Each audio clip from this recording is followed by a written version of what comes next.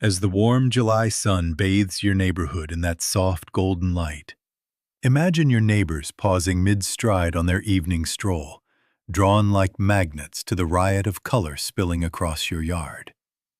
It's not because you sweated more hours with a shovel or emptied your wallet at the garden center. No, it's the quiet magic from one simple decision you made back in April, when the soil was cool and crumbly, ready to welcome roots with open arms. You tucked in 11 perennials that spread on their own, return year after year like old friends, and multiply into a living tapestry while you sip lemonade on the porch, watching hummingbirds dart and bees hum. These plants turn an ordinary patch into a cottage garden haven full of sensory delights, the velvet touch of foliage, the sweet drift of fragrance on the breeze, the gentle rustle of seed heads feeding winter birds. Miss April's window, and you lose that full season of abundance. But let's not linger on what-ifs. Come wander the soil with me, fellow gardener, as I share thoughts straight from my own little plot about these 11 treasures that can make your yard so alive, so colorful, and so effortlessly full by midsummer. There's something almost sacred about planting in April. Across temperate zones in America, from the cool springs of New England to the variable rains of the Pacific Northwest, and in Europe, where the UK's misty mornings or France's Loire Valley warmth mirror our own, the soil hovers between 50 and 65 degrees. That's the sweet spot where roots stretch deep without summer's harsh breath stealing their energy. You give them 8 to 10 weeks of gentle establishment before the heat builds, and they anchor themselves like they belong there forever. Plant later, in the rush of June, and those same roots fight for footing in dry, stressed earth while trying to push up blooms. The difference shows in the first year and echoes for seasons after. I learned this the hard way one spring when I waited too long with a bare slope. The plants survived, but never quite danced the way they do when April gets the first say. So let's talk about the first one that changed everything for me. Creeping Phlox. Picture a gentle waterfall, but instead of water, it's a cascade of electric pink, snowy white, rich magenta, and soft lavender tumbling over a bank or hugging a pathway edge. Creeping Phlox does that in early spring like no other, and its evergreen foliage keeps the structure holding strong even when January winds bite. In my garden, it turned a stubborn slope that defeated grass and annuals into a low-maintenance wonder that needs no mowing. Just the occasional light shear after bloom to keep it dense.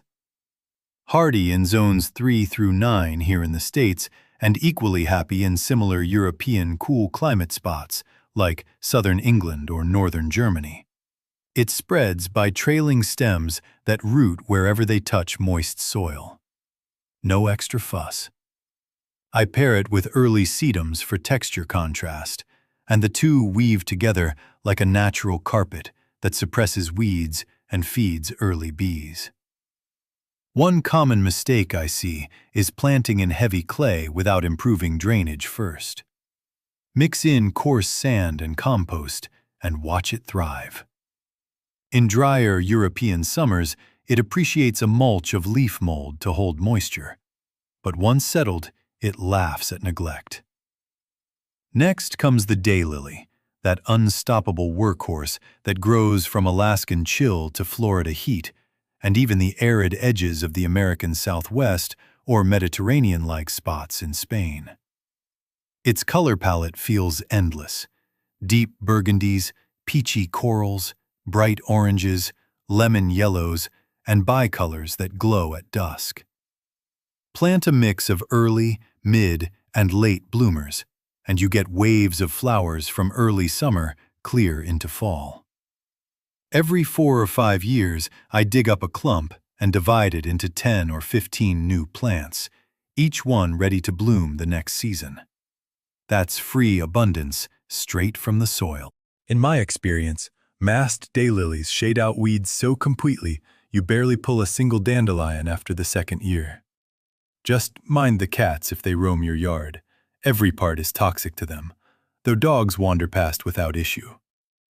I tuck them beside ornamental grasses for movement and texture, and in European gardens with shorter summers, they still deliver because they're so adaptable. A small story from my plot. Last year, a neighbor's bare border looked tired by August, but my daylilies kept the show going, their strappy leaves hiding the ground while butterflies sipped. Then there's Bee Balm, the plant that invites hummingbirds so close you can feel the whir of their wings near your face on a quiet afternoon. Those spiky tubular flowers in blazing reds, pinks, purples, and whites are engineered for their beaks, and monarchs, swallowtails, and bumblebees flock to them all season. Hardy in zones 3 to 9, it spreads by underground rhizomes to fill space in 2 or 3 years, turning a corner of the yard into a wildlife sanctuary. The leaves brew a lovely tea with that bergamot note, so you're growing both beauty and a kitchen herb at once. I choose mildew-resistant types like the deep red or rich pink cultivars to avoid any fuss in humid summers, whether here in the Midwest or in damper parts of the UK. Companion it with coneflowers for a pollinator buffet and watch the garden come alive. One tip from experience: plant in full sun to light shade with good airflow, and you'll avoid the legginess that sometimes creeps in if soil stays too wet. Black-eyed Susan follows, that golden native that grows wild along roadsides from Maine to Texas and feels right at home in European meadows, too. Its bright yellow petals circle a dark chocolate center that catches the afternoon light like nothing else. It blooms from July straight through October, carrying the garden when others fade. In my yard it self-seeds and spreads by rhizomes, creating sweeping colonies by the 3rd year without me lifting much more than a spade. Leave the seed heads standing through winter, and goldfinches, sparrows, and chickadees feast for months at no cost. I pair it with taller grasses for that natural prairie feel, and it needs far less water once established than fancy hybrids. A common fix for floppy growth is poor soil. It actually prefers lean ground, so save the rich compost for hungrier plants. In cooler European zones, it still shines late into autumn, bridging the gap to frost. Yarrow comes along as the tough survivor, thriving in gravel, cracked dry spots, or hardpan where other things have given up. Its flat-topped clusters in yellows, whites, pinks, and corals sit above feathery silver foliage that smells wonderful when brushed. Hardy in zones 3 to 9, and equally content in Mediterranean or Northern European dry summers, it releases natural compounds that suppress nearby weeds and draws parasitic wasps and hoverflies to keep aphids in check. Plant it in your worst soil, and it stands taller, blooms longer. I once revived a neglected driveway edge with it, and within 2 seasons it wove a living mulch. Companion with lavender for a fragrant border that deer ignore, and shear lightly after the first flush for a second wave. The economic win? One mature clump divides into 8 or 10 new plants in a morning, each one ready to bloom. Catmint brings that silvery gray aromatic foliage and lavender blue flowers that cascade over edges with effortless grace. Hardy in zones 4 to 8, it repels deer with its scent before they even nibble, solving the heartbreak I felt watching my roses disappear one year. Cut it back by half after the first bloom. Wait 3 weeks, and it returns fuller with a second flush that carries into late summer. In my garden, it softens pathway lines and pairs beautifully with roses or coneflowers, drawing so many bees that my nearby vegetables set fruit like never before. European gardeners in similar zones love it for the same reason. It's low fuss and visually elegant.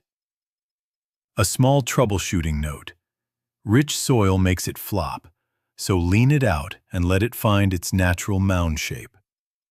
Hardy Geranium, or cranesbill, is that quiet hero many overlook until they see it filling dry shade under trees where nothing else survives.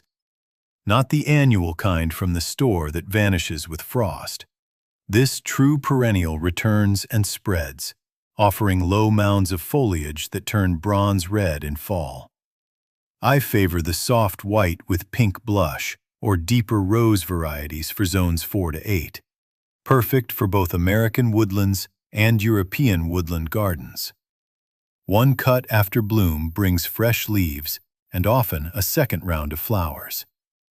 It handles surface roots from oaks or maples better than most, and I use it under fruit trees where it suppresses weeds while feeding early pollinators.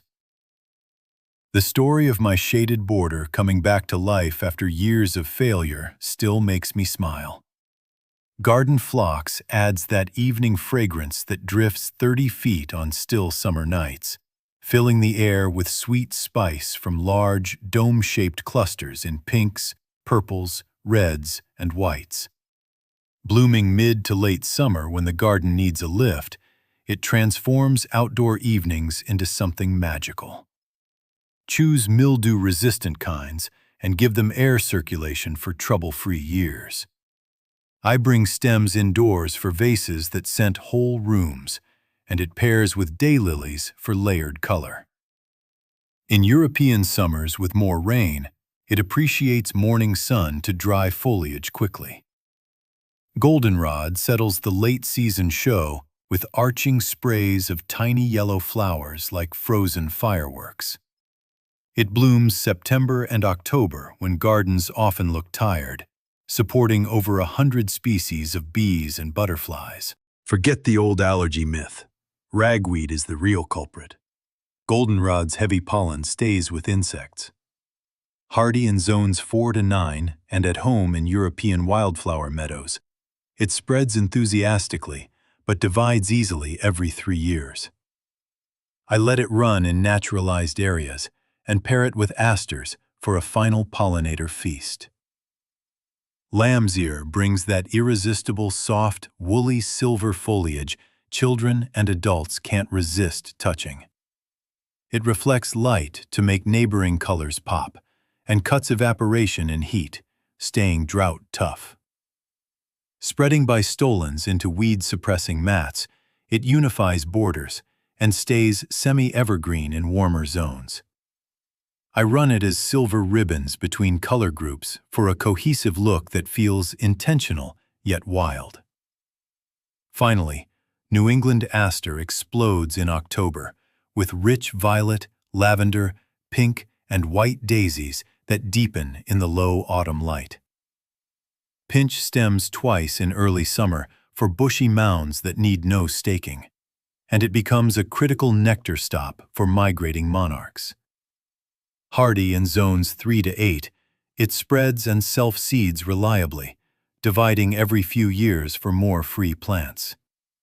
In my garden, it bridges the gap to frost, and I watch butterflies fuel up while I sip coffee on cool mornings. Before you slip a single root into the ground this April, remember 3 soil wisdoms that make all the difference. First, test drainage. Dig a foot-deep hole, fill with water, and if it lingers beyond an hour, work in sand and compost or raise the bed. Second, embrace division every 3 to 4 years as free abundance. Each split becomes a new blooming plant worth real money at nursery prices. Third, leave seed heads standing through winter for birds, beneficial insects, and natural reseeding. Your garden stays alive, connected, and easier on you. These 11 perennials weave together into a self-sustaining tapestry that rewards with color, wildlife, and small daily joys. They build soil health through roots and leaf litter, invite biodiversity without chemicals, and turn April's quiet work into July's living celebration. I've watched my own yard evolve from patchy to abundant this way, and the feeling of sharing a cutting with a neighbor whose garden now echoes mine is pure garden magic. So grab your trowel while the soil is ready. Choose a spot that calls to you, and let these plants do what they do best. Your neighbors might just stop by to ask what changed, and you'll smile, knowing it all started with one thoughtful April afternoon spent close to the earth. Go plant something, friend. The garden is waiting to surprise you.